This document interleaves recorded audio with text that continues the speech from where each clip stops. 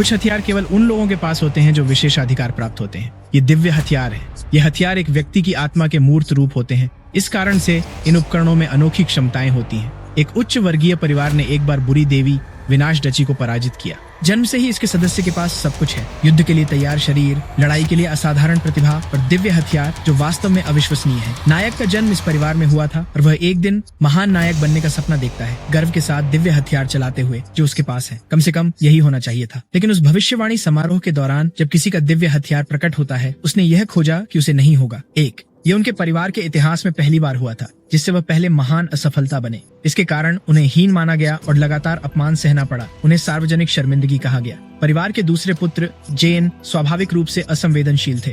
उनके लिए ऐसे बेकार लोग जो एक दिव्य हथियार प्राप्त करने में असफल रहे, वे उसमें शोभा नहीं देते थे। जगह उसने इसे बहाना बनाकर नायक के चेहरे की अनजाने में मालिश की, जिससे उस पर अस्थायी चेहरे की सामंजस्य सत्र किए। जेसिका और सारा भी देख रही थीं, कुछ नहीं कर रही थीं। विशेष रूप से जेसिका ऐसा अपमानजनक सत्र आनंदित होकर देखती हुई लग रही थी। वहीं दूसरी ओर सारा को जो हो रहा था वह पसंद नहीं था। उसने किसी तरह से हस्तक्षेप करने की कोशिश की, इसे रोकने का प्रयास किया, लेकिन जेसिका ने उसे ठोकर मारकर जमीन पर गिरा दिया। उसने ऐसा इसलिए किया क्योंकि सारा को वहाँ कमजोर और बिना भविष्य के लोगों का परिणाम देखने के लिए बुलाया गया था। वह हस्तक्षेप नहीं करने वाली थी। जेसिका को अपने दोस्त के सिर पर पैर रखता देख उसे चिंतित था, लेकिन वह अनैच्छिक मालिश सत्र के बीच में था और उसे उसकी याद दिलाई गई। उसके हमलावर ने कहा कि गंदे मिश्रण एक दूसरे से बहुत चिपके होते हैं। नायक को पीटते हुए उसने उसे अपमानित करना जारी रखा।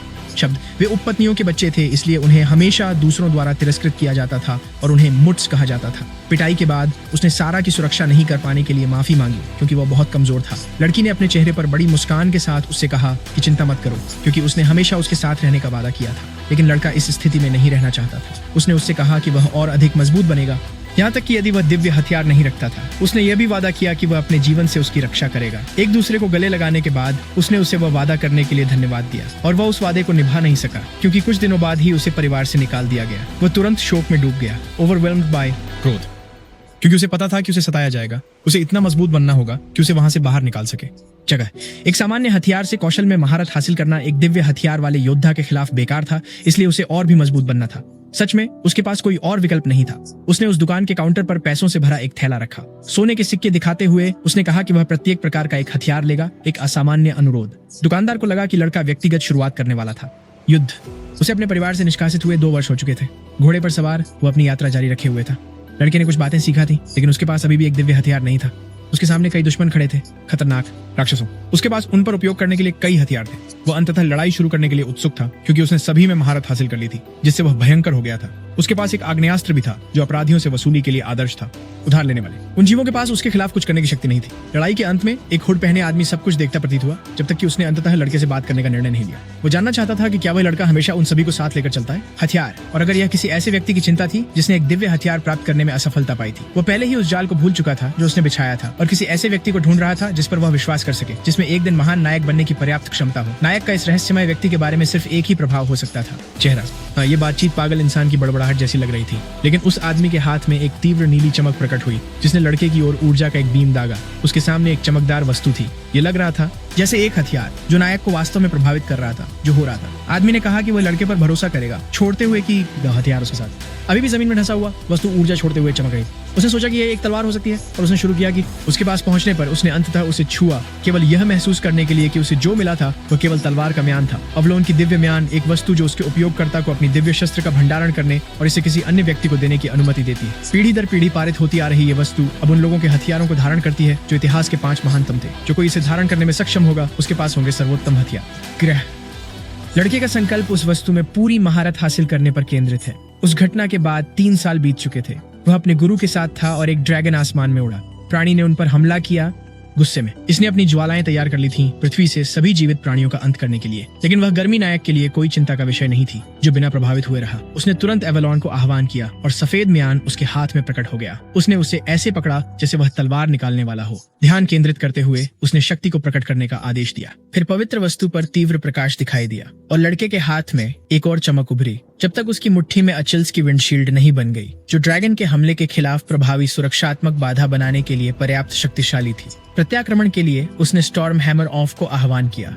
जोल ने वह प्राणी को नष्ट करने के लिए सही ढंग से तैयार था और हथौड़े के साथ ड्रैगन पर विशाल प्रहार करने के लिए छलांग लगाई। प्रहार शक्तिशाली और विनाशकारी था, जिससे प्राणी का सिर जमीन में धंस गया। एक ही वार पर्याप्त था। उनके गुरु ने घोषणा की कि उन्होंने एवलॉन में महारत हासिल कर ली है। उन्होंने कहा कि अब वह अपनी बहन के पास जा सकता है, क्योंकि अब उसे एक एस रैंक पैलेडिन भी नहीं रोक सकता। ये शब्द सुनकर नायक की आंखों में आशा जाग उठी। बड़ी खुशी के साथ उसने कहा कि वह निर्देशों का पालन करेगा। 5 वर्ष बीत चुके थे जब से उसे निर्वासित किया गया था, और अब उसके पास अपनी बहन को बचाने के लिए पर्याप्त शक्ति थी। जैसे ही वह आगे बढ़ा, उसने आशा की कि सारा सुरक्षित हो, क्योंकि वह उसे उस घृणित जगह से बचाने के लिए उसकी ओर जा रहा था। हालांकि जब वह क्षेत्र में पहुंचा तो उसने देखा कि आग ने सब कुछ खा लिया था। उसे नहीं पता था कि क्या हुआ होगा और तुरंत ही बहुत चिंतित हो गया। आग की लपटों के बीच उसने कई झंडे लहराते हुए देखे। उसने जल्दी से उन प्रतीकों को पहचान लिया। वे दूसरे डची रोथविंजर्स के थे। एक भीषण युद्ध चल रहा था, एक गृह युद्ध। ये निश्चित रूप से अच्छा नहीं था। वह महल में दौड़ा, अपनी बहन की तलाश में, विशाल दरवाजे की ओर बढ़ते हुए, जो पहले से ही थोड़ा खुला था। परंतु हॉल में प्रवेश करते ही उसे दिल तोड़ने वाला दृश्य देखने को मिला। एक गंभीर रूप से घायल शरीर जमीन पर पड़ा था। यह असंभव था कि ऐसा हुआ। वह उसकी प्यारी बहन का शरीर था। उसने उसे अपनी बाहों में लिया, अत्यधिक चिंतित। लड़की की कोई प्रतिक्रिया नहीं थी। संभव था कि सबसे बुरा पहले ही हो चुका था। उसे याद आए वो शब्द जो उसने उससे कहे थे और वादा जो वह निभा नहीं सका। पूरी तरह से टूटे हुए एक निराशाजनक चीख उस स्थान की हवा में गूंज उठी। अपनी शक्ति को पूर्ण करने के बाद भी वह उस एक चीज को हासिल नहीं कर पाया था जिसने उसे सभी वर्षों तक प्रेरित किया था। एक ऊर्जा की बिजली उसके सीधे आ रही थी। ये लड़के के शरीर से होकर गुजर गई। उसका सीना छेद दिया गया था।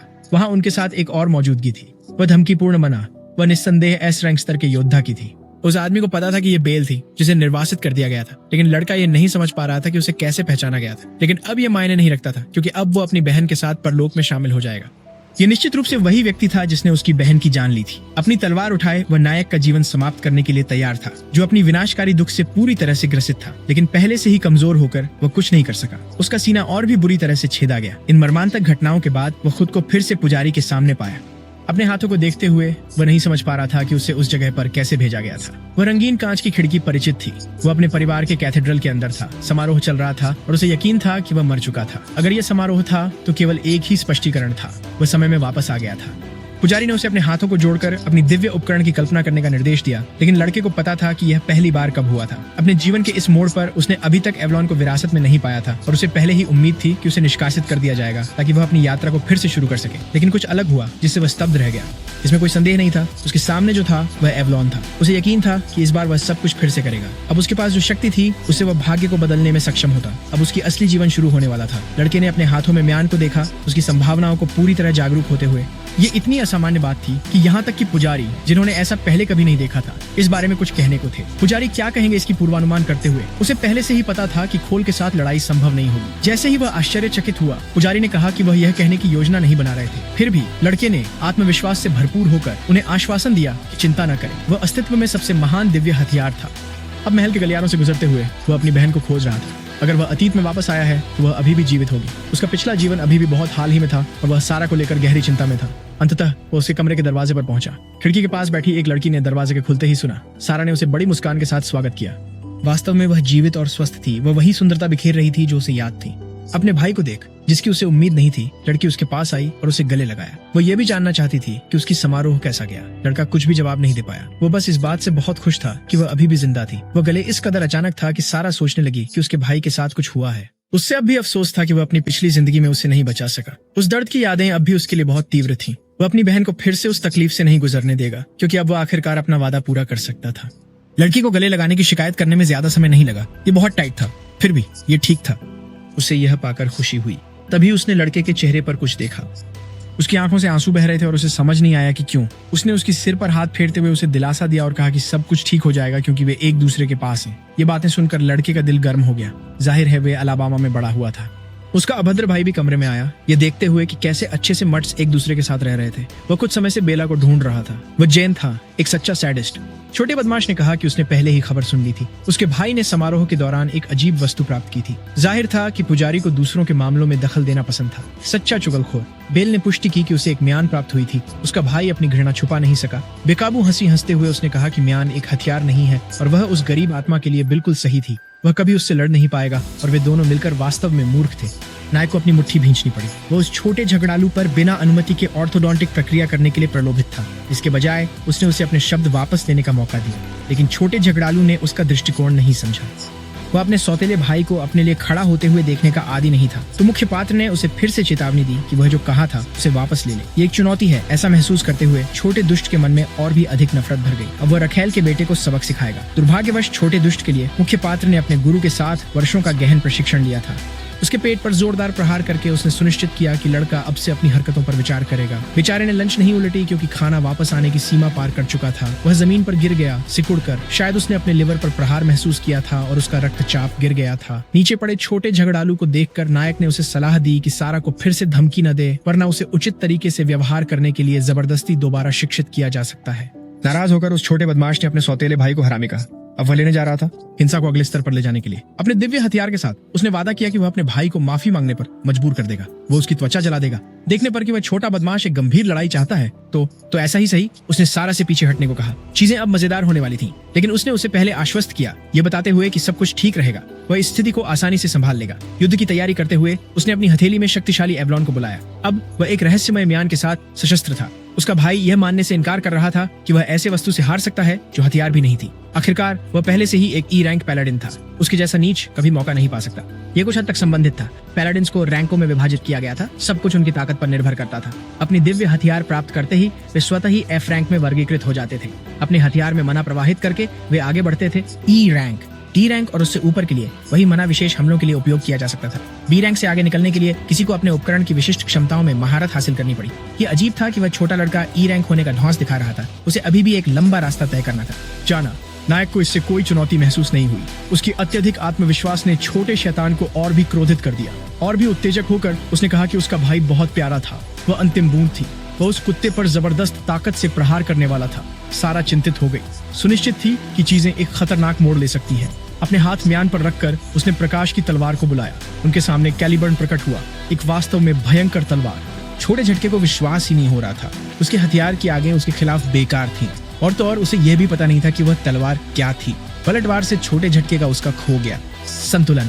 और भी अधिक चौंकाने वाला यह था कि उसका दिव्य हथियार उस तलवार से कट गया था। लड़का डर में देखता रहा, ये महसूस करते हुए कि वह पूरी तरह से परास्त हो गया था। अब भी समझ पाने में असमर्थ, वह निश्चित था कि उस म्यान के अंदर कुछ नहीं था। उसके पास पहुंचते हुए नायक जानना चाहता था कि क्या वह संतुष्ट था या अगर अब वह माफी मांगने के लिए तैयार था। एक सच्चा हारने वाला होते हुए उसने दावा किया कि उसे धोखा दिया गया है। उसे पता नहीं था कि लड़के के पास हथियार है। अगर उसे पता होता तो वह हमला नहीं करता क्योंकि वह डरपोक था। उसने उसे धमकी भी दी और कहा कि वह इसे भूलेगा नहीं। फिर वह डरकर कमरे से भागा और उसकी अंडरवियर पूरी तरह नष्ट हो गई। नायक ने सुनिश्चित किया कि वह उसका पीछा करे। यह नहीं था, अभी खत्म नहीं हुआ था। अब उसके हाथ में रागनारोक पर आग उगलने वाला सीसा वितरक था। उसने अपनी दृष्टि में छोटे झटके को रखकर एक गोली चलाई। बेचारे ने निकल जाने की कोशिश की, ये समझते हुए कि गोली उसके चेहरे के बहुत करीब से गुजर गई थी, दीवार में जाकर लगी थी। उसके सामने गोली द्वारा छोड़े गए छेद को देखते हुए वह और भी डर गया। सब कुछ उसके लिए और भी भ्रमित हो रहा था। इसका कोई मतलब नहीं था। वह लड़का अब अलग हथियार कैसे चला रहा था? उसने तो बस तलवार का उपयोग किया था। उसके पास एक से अधिक दिव्य हथियार होना असंभव था। नायक ने उसे सलाह दी कि वह इसे न भूले। उसे दोबारा सारा को नहीं उकसाना चाहिए। खैर,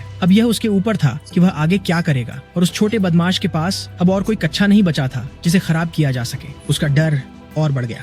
साहूकार की तरह ठंडी नजरों से उन्होंने चेतावनी दी कि छोटे बदमाश की हरकतों के परिणाम स्वरूप उसकी माथे में एक छेद हो सकता है। हताश होकर छोटा बदमाश अपनी जान बचाने के लिए भाग गया, जबकि मुख्य किरदार ने अपना दिव्य हथियार रख दिया। सारा, जिसने सब कुछ देखा था, बिल्कुल हैरान थी। वह ठीक थी, लेकिन वह जानना चाहती थी कि क्या वे हथियार उसके भाई का दिव्य शस्त्र थे। तो उसने उसे याद दिलाया कि उसने पहले ही कहा था कि वह सब कुछ उसके हाथ में छोड़ सकती है। लड़की को यह बहुत अच्छा लगा और प्रमुख पात्र सिर्फ वही करना चाहता था जो उस खूबसूरत मुस्कान की रक्षा करना जारी रखे। वो फिर कभी किसी से नहीं हारेगा। कहीं और वह छोटा बदमाश रिपोर्ट करने गया। क्या हुआ था?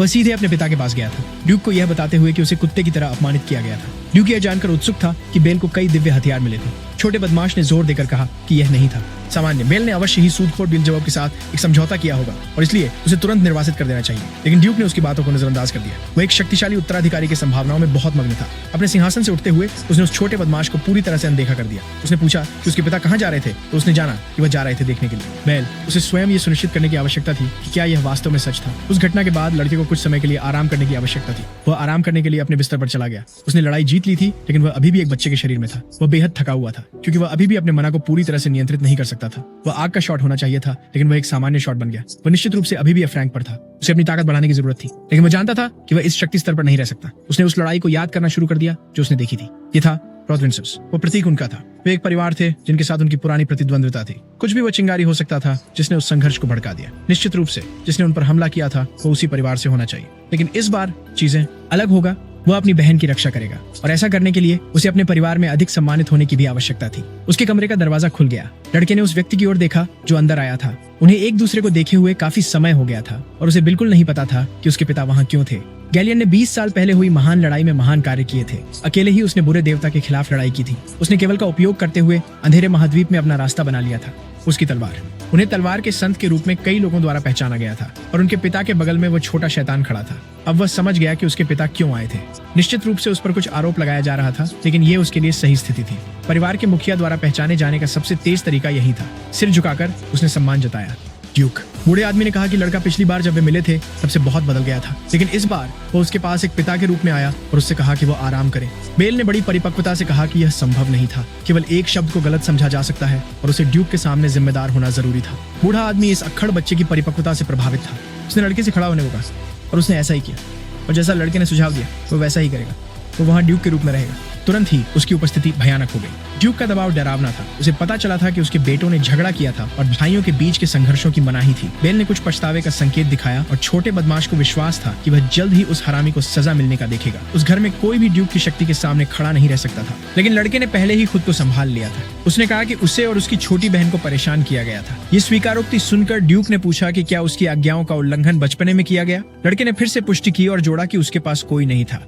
पछतावा, और ड्यूक जानना चाहता था कि क्या उसे सच में अपने आदेशों की अवहेलना करने का कोई पछतावा नहीं है। बेल ने कहा कि जिसे वह प्यार करता है उसे छोड़ना एक पैलडिन के लिए और भी बड़ी बदनामी है। वह अपनी बहन की रक्षा के लिए लड़ेगा, यहाँ तक कि अगर उसका प्रतिद्वंद्वी उसका बड़ा भाई ही क्यों ना हो। जैसे ही उसने बात की, ड्यूक ने उसे ध्यान से देखा। ये वह रास्ता था जिसे वह चलना चाहता था। ड्यूक ने अपनी तलवार की नोक उसकी ओर इंगित की। उन्होंने पूछा कि वह क्या करेगा अगर उनका प्रतिद्वंद्वी खुद ड्यूक हो, लेकिन लड़के ने अपना स्थान बनाए रखा। वह नहीं हिचकिचाएगा, नहीं, भले ही उसका प्रतिद्वंद्वी खुद ड्यूक क्यों ना हो। बूढ़े व्यक्ति ने अपनी नजरों से उसे डराने की कोशिश की, लेकिन अंत में उसे अपने बेटे की दृढ़ता पसंद आई। उसने कहा कि वह इस घटना को अनदेखा कर देगा। ये सुनकर छोटे बदमाश को निराशा हुई और उसे देखकर वह निराश था कि जेन ने अपनी ही बहन को परेशान किया था और फिर लड़ाई हार गया। छोटे बदमाश ने यह उम्मीद नहीं की थी कि उसे उसकी जगह पर ऐसा रखा जाएगा। ड्यूक ने उसे कहा कि उसे शर्म आनी चाहिए और उसके सामने अपना चेहरा नहीं दिखाना चाहिए। उन्होंने बेल के चुनाव को समझा और स्वीकार किया कि यह उसके लिए साहसी था ऐसा कहना, ये जानते हुए कि उसके शब्दों के परिणाम क्या होंगे। लड़के ने अपनी लापरवाही के लिए माफी मांगी, लेकिन उसके पिता ने कहा कि यह वही रवैया था जो वह कैस्ट्रॉफी नाइट से उम्मीद करते थे। अब वह लड़के से उसकी ताकत दिखाने के लिए चाहते थे। उन्होंने उसकी दिव्य आयुध देखने के लिए कहा। लड़के ने अनुरोध के अनुसार किया। एक नीली रोशनी उसके हाथों के बीच से उभरने लगी और ड्यूक तो और भी अधिक प्रभावित। वह म्यान एवलॉन था, उसका दिव्य शस्त्र, लेकिन ड्यूक के लिए इसका कोई अर्थ नहीं था। उसने उस पौराणिक हथियार की अफवाहें सुनी थी जिसमें मूल पैलाडिन की आत्मा थी। इसे इतिहास के महान नायकों ने धारण किया था। उसने पूछा कि क्या यह सच है कि लड़के ने तलवार और आग्नेयास्त्र दोनों का उपयोग किया था, और बेल ने इसकी पुष्टि की। उसने कहा कि वे हथियार एवलॉन के अंदर रहते थे। प्रमाण के लिए उसके शब्दों के अनुसार उसने दोनों अपने पिता को दिखाए। तुरंत ही ड्यूक सोचने लगे कि क्या यह संभव भी है, और उनकी पूरी आश्चर्य में उन्होंने सुना कि लड़का एक साथ केवल 2 का ही उपयोग कर सकता है, लेकिन म्यान में 3 और हथियार थे। उनका बेटा निश्चित रूप से अगला नायक बनने के लिए नियत था। उन्होंने उसे बताया कि उन्हें कमजोरों में कोई दिलचस्पी नहीं है, कि अब से वो उसके भविष्य के लिए ऊंची उम्मीदें रखते हैं। जैसे ही वह कमरे से बाहर निकले, उन्होंने उसे मेहनत करने के लिए कहा। दरवाजे अंततः बंद हो गए और लड़का आराम कर सका। और दबाव बहुत ही ज्यादा था, उसे बस सुधार करते रहना था। लेकिन यह अफसोस की बात थी कि उसके पास बच्चे का शरीर था। उसे जितनी जल्दी हो सके डी रैंक हासिल करनी थी। अवशोषित करण के लिए वो कुछ ऑर्क्स का स्टोरी निकटतम जंगल की ओर गया। आखिरकार रात हो गई थी और प्राणी का सिर उसके शरीर से अलग जमीन पर पड़ा था। जंगल में कत्लेआम जारी रहा। प्राणियों के पास कुछ भी नहीं बचा था, क्योंकि वहाँ कुछ बहुत अधिक भयंकर था। उस जानवर के दांत लोहे की तलवारों की तरह तेज थे। ये जोर से दहाड़ा अपनी प्रभुत्वता जताते हुए। वह जंगल निश्चित रूप से पुरानी यादें ताजा कर देता था। अपने पिछले जीवन में निर्वासित होने के बाद उसने वहाँ कुछ समय तक प्रशिक्षण लिया था, लेकिन कुछ अजीब लग रहा था। वो कुछ समय से चल रहा था और अभी तक कोई राक्षस नहीं मिला था। झाड़ियों के भीतर से एक प्राणी उसे देख रहा था। आखिरकार वह कुछ ऑर्क्स से मिला, लेकिन वे टुकड़ों में थे। उनके अवशेष अब उसका हिस्सा थे। जंगल की सजावट, यह दृश्य जितना भयानक था उतना ही असामान्य भी था, और जैसे ही वह इसे समझने की कोशिश कर रहा था, उसे अचानक एक डरावनी आवाज ने चौंका दिया। लड़का यह देखने के लिए मुड़ा कि वह क्या था। एक हमला पहले से ही चल रहा था और उसे अपने बचाव में जुटना पड़ा। ताकत उसकी अपनी से ज्यादा थी। उसे उड़ाते हुए फेंक दिया। यह वह प्राणी नहीं था जिसका सामना वह करना चाहता था। वह निश्चित रूप से फेनरीर था। जंगल में कोई राक्षस नहीं था, क्योंकि यह डी रैंक का प्राणी था। उसके पास मुश्किल से ही कोई मना बचा था, और वह अधिकतम एक ई रैंक। अगर वह तुरंत निकल सकता तो अच्छा होता, लेकिन प्राणी की आंखों में देखते हुए उसे पता था कि उसे वहीं मार दिया जाएगा। लड़के को सतर्क रहने की जरूरत थी ताकि वह कुत्ते का भोजन न बन जाए। अचानक उसे एहसास हुआ कि राक्षस की गति उसके अनुमान से अधिक थी। वह हमले के रास्ते से खुद को बाहर फेंक देता। अपने हाथों में उसने आग उगलने वाली पिस्तौल बुलाई, प्राणी पर कई गोलियां चलाई, लेकिन उसने उन सभी को चकमा दे दिया। अब वह वास्तविक मुसीबत में था, कोई संदेह नहीं।